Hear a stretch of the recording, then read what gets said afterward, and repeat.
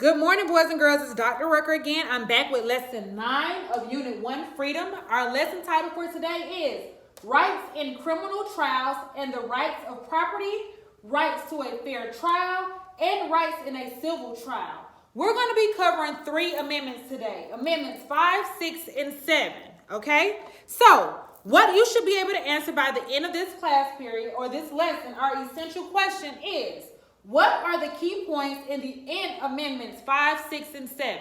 Again, what are the key points in amendments 5, 6, and 7? And we're going to be using Ducksters.com. This is like the perfect spot to house all information pertaining to our amendments. So go ahead and go to Ducksters.com, and we're going to look at the 5th Amendment, all right? So the 5th Amendment was part of the Bill of Rights that was added to the Constitution on December 15th, 1791. It covers a number of topics and issues, including the grand jury, double jeopardy, self-incrimination, meaning taking the fifth, due process, and eminent domain.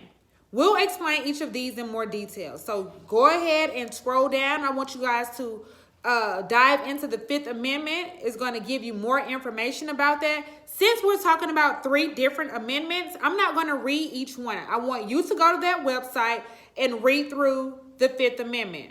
Once you finish reading through the 5th Amendment, I want you to take the quiz, okay? This website will teach you everything you need to know about the 5th Amendment. After you have gained insight and knowledge on the 5th Amendment, I want you to scroll down and go to the 6th Amendment, okay? The 6th Amendment provides a number of rights people have when they have been accused of a crime. These rights are to ensure that a person gets a fair trial, including a speedy and public trial, an impartial jury, a notice of accusation, a confrontation of witnesses, and the right to a lawyer. Again, go through that web page on the 6th Amendment. It's going to clear up a lot of things. I know there are some words that I just threw out that you may not have knowledge of, but it's going to explain everything as you go through that site. Take the quiz after you finish the 6th Amendment. After the 6th Amendment, I want you to go to the 7th Amendment. Scroll down, click on 7th Amendment.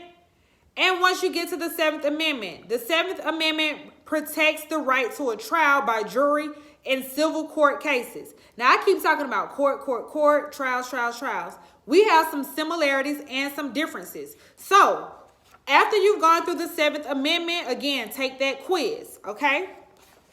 Before completing your activity, I want you to go to the YouTube video, Bill of Rights, Shake It Off, okay? The website is www.youtube.com/watch?HWPT-JFB-BJ10. And I'll have that website linked on your assignment, okay? Go to that. It's going to give you more insight on the 5th, 6th, and 7th Amendments, all right? So today we're going to compare and contrast.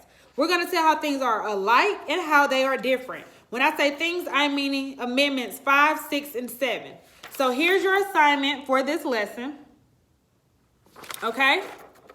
So the amendment number 5, persons cannot be made to tell on themselves in a criminal trial. A person cannot be tried more than once for that same crime. People's property cannot be taken away without their being paid for it. So I want you to put that amendment in your own words, all right? Amendment 6. This amendment requires a person accused of a crime to receive a speedy public trial by a jury. Note, this does not happen in England during this time.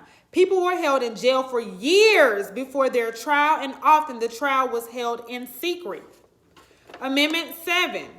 A civil case is brought by a person to get back property, to have a contract enforced, or to protect a person's rights. The 7th Amendment allows a civil case to be decided by a jury trial when the amount of money involved is over $20. So put all of those amendments in your own words. And on the back, we're going to have a Venn diagram. I want you to compare and contrast the 3 amendments, okay?